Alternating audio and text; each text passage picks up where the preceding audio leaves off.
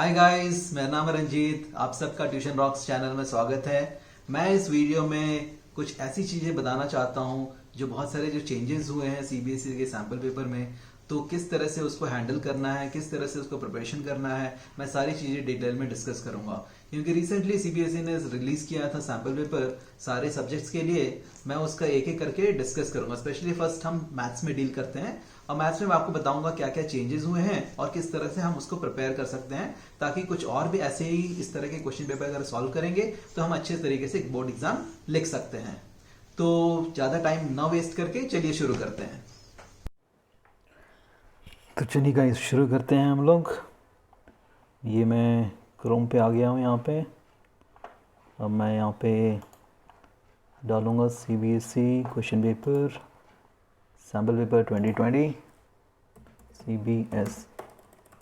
CBSE class 10th sample paper 2021।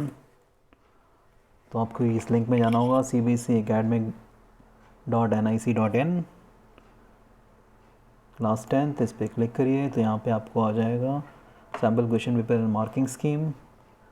और यहाँ पे आपको जाना है मैथमेटिक्स स्टैंडर्ड SQP, इसको यहाँ पे क्लिक कर देना है SQP पे, तो ये आपका डाउनलोड हो जाएगा।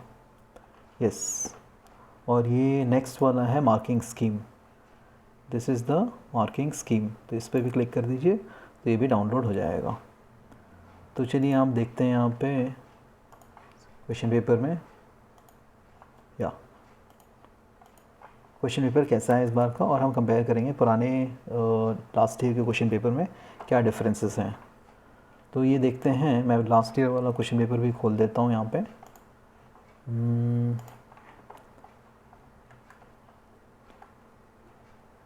मैंने फाइल फोल्डर में बना के रखा है last year question paper, CBSE maths question paper. Yes, तो ये लास्ट ईयर का क्वेश्चन पेपर है, सेट 1। देखिए हम कंपेयर करेंगे पहले यहाँ से। पहले क्या होता था कि section A, section B, section C, section D, है ना। सेक्शन ए में 1 to 20 क्वेश्चंस रहते थे, 1 मार्कर। सेक्शन बी में 21 to 26 क्वेश्चन, 6 मार्कर्स, 6 क्वेश्चंस होंगे और 2 मार्क्स के ईच होंगे। क्वेश्चन 27 to 24 कंप्राइज 8 क्वेश्चंस और 3 marks each. And question number 35 to 40 comprises of 6 questions of 4 markers each, तो मैक्सिमम मार्क्स वाज 4, है ना। अभी नए पैटर्न में देखते हैं, नए पैटर्न में क्या चेंज हुआ है। नए पैटर्न में देखिए आप, this question paper is divided in 2 parts, A and B. So it consists of the section 1 and the section 2. So section 1 has a 16 questions of 1 marker. So basically तो आपको 16 questions मिलेंगे जो केवल 1 मार्कर के each होंगे। Okay, and internal choice provided in 5 questions. So out of 16 questions you are provided with 5 questions for the choice. And section 2 has 4 questions based on the case study. This is what the most important change, है ना। ये बहुत बड़ा change हुआ है इस बार। इस as per the syllabus reduce होने के बाद ये वाला जो सेक्शन 2 जो नया ऐड हुआ है, इसको आपको थोड़ा अच्छे से प्रैक्टिस करना पड़ेगा, क्योंकि इसमें इस केस स्टडी में 5 केस बेस्ड क्वेश्चंस होंगे जो आपको 4 अटेम्प्ट करने होंगे। Any 4 you have to attempt. An examinee is to attempt any 4 out of the 5 subparts. और पार्ट बी में है 21 to 26 very short type answers, answer type questions of 2 marker each, है ना। So 21 to 26 2 marker, 27 to 33 3 markers and 34 to 36 are 5 marks each. तो basically आपका देखिए last time it is like 40 questions, है ना। अब है टोटल 36 क्वेश्चंस। सो 4 मार्कर्स रिड्यूस हो गए, अब 4 मार्कर्स अब चेंज हो गए हैं, 5 मार्कर्स में आ गए हैं, है ना। सो 2 marker 3 markers instead of 4 marker, now it is 5 marks. And अभी क्या हो रहा है कि आपको ये वाला सबसे बड़ा चेंज है ना। सेक्शन 2 में पार्ट ए का जो सेक्शन 2 है वो सबसे बड़ा चेंज है। ये देखते हैं क्या चेंजेस है ना। इस चेंज को हमें स्टडी करना बहुत इंपॉर्टेंट है, क्योंकि ये पैटर्न पे आपको नए क्वेश्चन, अभी स्पेशली जो अभी प्री बोर्ड्स होंगे, तो प्री बोर्ड्स में जित सारे स्कूल्स इस पैटर्न में, नए पैटर्न के एग्जामिनेशन स्टाइल में क्वेश्चन पेपर आपको मिलेंगे, तो आपको इस पर प्रैक्टिस करने की सख्त ज़रूरत है। तो पुराने, अगर आप पुराने वाले क्वेश्चन पेपर्स प्रैक्टिस कर रहे हैं तो तो मतलब फ्री हैंड प्रैक्टिस करने के लिए ठीक है, बट टाइम बाउंड प्रैक्टिस करने के लिए वो बिल्कुल सही नहीं रहेगा, क्योंकि कुछ पोर्शंस भी डिलीट हुए हैं और जो नए एज़ पर द नए सिलेबस के हिसाब से, नए पैटर्न के हिसाब से ये वाला सैम्पल पेपर फॉलो करिए, है ना। अब देखते हैं क्या क्या चेंजेस हैं। पहले आपको होता था कि सेक्शन में बहुत सारे मल्टीपल चॉइस क्वेश्चन होते थे, अब कोई मल्टीपल चॉइस क्वेश्चन नहीं होंगे यहाँ पे। देखिए सेक्शन ए में हम सेक्शन 1 में जा रहे हैं। So first question, section 1 has 16 question of 1 mark each, internal choice is provided in the 5 question. So basically पहले क्वेश्चन में ही आपको चॉइस प्रोवाइड किया गया है ना। ये देखिए फर्स्ट चैप्टर रियल नंबर का क्वेश्चन है आपको, एंड उसमें चॉइस दे रखी है आपको, है ना। फर्स्ट क्वेश्चन में इंटरनल चॉइस देगा, मतलब क्वेश्चन 1 तो आपको करना ही करना है, तो क्वेश्चन में पहला वाला कर सकते हो या दूसरा वाला कर सकते हो, लेकिन क्वेश्चन नंबर 1 का टोटली 1 मार्क्स है, तो आपको लिख के ही करना है, कोई मल्टीपल चॉइस नहीं है यहाँ पे। तो सेक्शन 1 में टिल हम देखेंगे टिल क्वेश्चन नंबर 16 तक, टिल क्वेश्चन नंबर 16 तक कोई भी मल्टीपल चॉइस आपको क्वेश्चन नहीं मिलेगा। तो मेजर चेंज यही है आपका, है ना। मल्टीपल चॉइस हट गया है और आपको लिख के आंसर लिखना पड़ेगा। और हाँ, सेक्शन 2 में आते हैं। जो सबसे बड़ा चेंज है यहाँ पे वो सेक्शन 2 वाला है, क्योंकि ये केस बेस्ड स्टडी क्वेश्चंस हैं। ये बहुत डिफरेंट है, क्योंकि सीबीएसई ने पहले किया नहीं है इसके बारे में, कोई भी मतलब स्टूडेंट्स को ज़्यादा पता नहीं होगा, स्पेशली सीबीएसई वाले स्टूडेंट्स को, क्योंकि ये ऐसे case based study question IGCSE में काफ़ी पूछे जाते हैं, है ना। तो एक आपको अगर देखेंगे सिंपल एग्जांपल के तौर पे case based study questions, sunroom क्या है, तो इन्होंने 3 डायमेंशनल पिक्चर दे रखा है आपको, टॉप व्यू दे रखा है, फ्रंट व्यू दे रखा है ना, और उसमें उसके बेसिस पे आपको कोऑर्डिनेट ज्योमेट्री के क्वेश्चन पूछे जाएंगे। एग्जाम्पल जैसे the diagram shows the plan for a sun room and it will be built onto the wall of a house. The 4 walls of the sunroom are square clear glass panels, and the roof is made using the 4 clear glass panels trapezium in the shape and all the same size, 1 tinted glass panel and half a regular octagon in shape. So देखिए ये basically confuse होने की कोई ज़रूरत नहीं है, ये पूरा बेसिकली ये कोऑर्डिनेट ज्योमेट्री बेस्ड ही क्वेश्चन है, बस इसमें एक पिक्टोरियल रिप्रेजेंटेशन किया गया है ताकि आपको पता चले कि ये जो रिप्रेजेंटेशन है ये ग्राफ के तौर पर किया गया है। अगर आप देखेंगे तो 0x, this is x coordinate and this is basically y coordinate. So आप हर यूनिट स्केल, जो स्केल है 1 सेंटीमीटर से 1 मीटर, सो बेसिकली एक एक यूनिट पे 1 मीटर पे बना रखा है, तो आप हर एक का कोऑर्डिनेट फाइंड आउट कर सकते हैं, है ना। तो उसी हिसाब से क्वेश्चन भी रखे गए हैं। तो मतलब ये बेसिकली जो first case study based question है, ये आपका एप्लीकेशन बता रहे हैं, है ना, किस तरह से we are relating maths in the real time scenario, और उसके बेसिस पे आप जो क्वेश्चंस जो करेंगे, these questions are actually from the coordinate geometry only, है ना।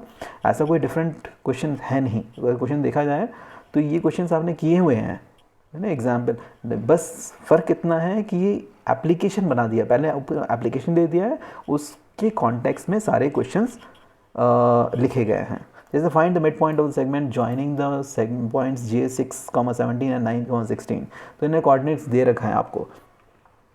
तो यहाँ पे आपको जाना है, J कोऑर्डिनेट दे रखा है और आपको I कोऑर्डिनेट दे रखा है, तो आपको मिड पॉइंट बताया, तो मिड पॉइंट का आपको फॉर्मूला पता है ना, x1 + x2 / 2 and y1 + y2 / 2, उस हिसाब से मिल जाएगा आपको, है ना।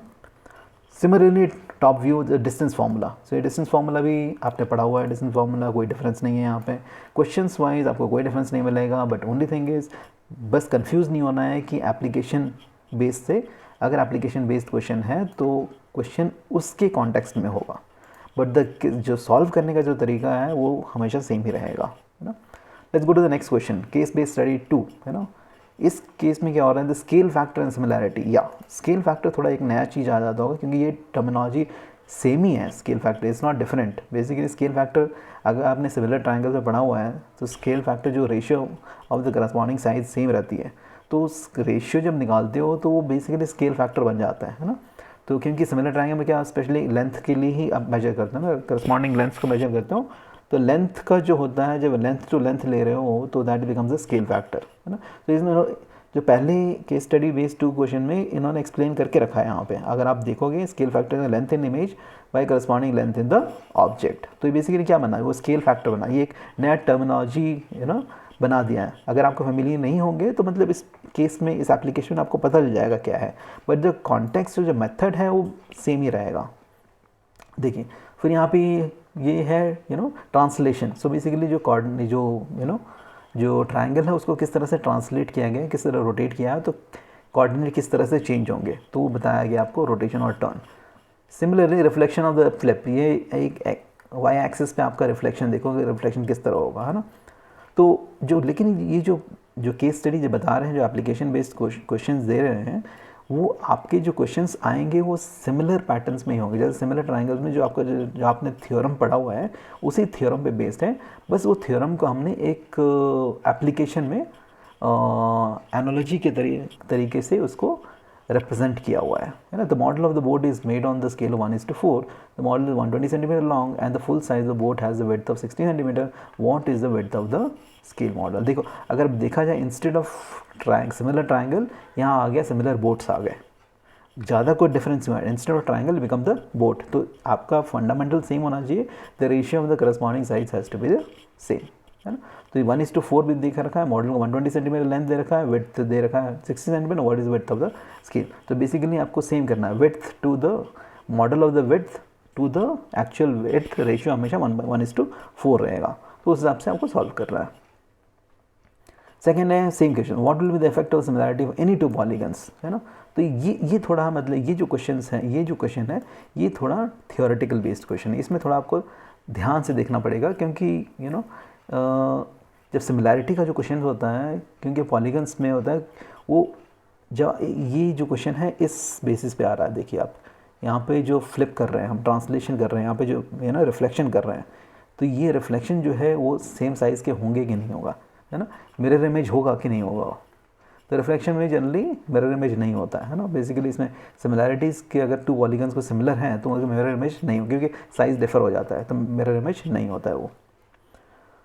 सिमिलरली आपका थ्योरम है, 2 similar triangles have 3 scale factor of A is to B, which statement regarding the 2 triangles is true। अगर आपने सिमिलर ट्रायंगल के सारे थ्योरम्स अच्छे से पढ़े हुए हैं तो ये क्वेश्चन आंसर करने में कोई डिफ़िकल्टी नहीं होनी चाहिए। ओके, नेक्स्ट द शैडो, ये सेम सिमिलर, ये क्वेश्चन बिल्कुल NCERT का क्वेश्चन नहीं है आपका। Shadow of the stick 5 metre long is 2 metre and the same time the shadow of the tree is 12.5 metre high. तो बिल्कुल NCERT का क्वेश्चन, सिमिलर ट्रायंगल का बेस्ड क्वेश्चन है, तो आप सॉल्व कर सकते हैं इसको, है ना। तो इसमें कोई दिक्कत आनी नहीं चाहिए। Below student mathematical same, this part is also similar things, ये पूरा सिमिलर ट्रायंगल पे बेस्ड है। Next case study based question number 3 पे चलते हैं। Application of the parabola highway over passes under passes the highway in, है ना। So highway under pass is parabolic in shape. तो इसमें देखो आपने क्वाड्रेटिक इक्वेशन पढ़ा है, क्वाड्रेटिक इक्वेशन का जो पहला जो ग्राफ होता है वो पैराबोलिक ग्राफ होता है ना। जितने भी x² + x + 1 या x² - 1 जितने भी हाईएस्ट डिग्री के 2 रहते हैं उनका हमेशा ग्राफ पैराबोलिक रहता है। तो ये रियल टाइम में आपको पिक्चर में दिखाया गया है कि ये जो डिस्प्ले हो रहा है ये पैराबोलिक है, ये पैराबोलिक डिस्प्ले हो रहा है ना। तो इस पैराबोलिक डिस्प्ले में उसके कोऑर्डिनेट में आपको ये इक्वेशन बना के दे रखी है। देखिए यहाँ पे parabola is the graph that represents the ax² + bx + c। The parabola is symmetric about a vertical line known as axis of symmetry, है ना। सो ये वर्टिकल लाइन ना एक्सिस ऑफ सिमेट्री, तो बेसिकली मिरर इमेज फॉर्म हो जाता है ना इसका। तो इस आप देखोगे ये एज पर द ग्राफ आपने NCERT में देखा होगा, ये इस ग्राफ के बारे में, है ना। द अपवर्ड ग्राफ कब होता है, नेगेटिव ग्राफ कब होता है ना। तो बेस्ड ऑन दैट ओनली है। तो मतलब ऐसा कुछ नहीं है, जो आपने क्वाड्रेटिक इक्वेशन चैप्टर पढ़ा हुआ है उसी बेसिस पे क्वेश्चंस हैं, बट जस्ट बिकॉज क्वाड्रेटिक का एक्चुअल इम्प्लीमेंटेशन कहाँ आता है उसको हमने डायग्राम में रिप्रेजेंट करके दिया हुआ है, तो एक्चुअल एप्लीकेशन वहाँ पे आता है। अब देखेंगे क्वेश्चन जो यहाँ पे हैं, if the highway over pass represent by this the zeros are, what are the zeros. Simple question, very very simple question. इसके आपको रूट्स निकालने हैं, इस इक्वेशन के आपको डायरेक्टली रूट निकालने हैं। क्या रूट होंगे जो एक्स एक्सिस पे टच करेंगे, है ना। तो कन्फ्यूजन होने की ज़रूरत नहीं, इस एप्लीकेशन का मतलब इस फोटो को देख के कन्फ्यूज होने की बिल्कुल ज़रूरत नहीं है, लेकिन जो क्वेश्चन है वो बिल्कुल स्ट्रेट फॉरवर्ड है कि आप इस क्वाड्रेटिक इक्वेशन के रूट्स निकालने हैं आपको, है ना। Similarly zero highway over way the highway overpass is represented graphically. The zeros of the polynomial can be expressed graphically. The number of zeros of the polynomial is equal to the number of points where the graph of the polynomial is equal. इसमें बोलना है कि जब आप बताइए अब, है ना, zero of polynomial can be express graphically. अब कब कर सकते हो, number of zero polynomial equal to the number of points where the graph of polynomial होगा। तो कब हो सकता है, जब ग्राफ इंटरसेक्ट करेगा एक्स एक्सिस पे, या इंटरसेक्ट वाई एक्सिस पे करेगा, या इंटरसेक्ट वाई एक्सिस या एक्स एक्सिस पे होगा। नन ऑफ द किस में हो सकता है, ये आप ये थियोरेटिकल बेस्ड क्वेश्चन हो गया आपका,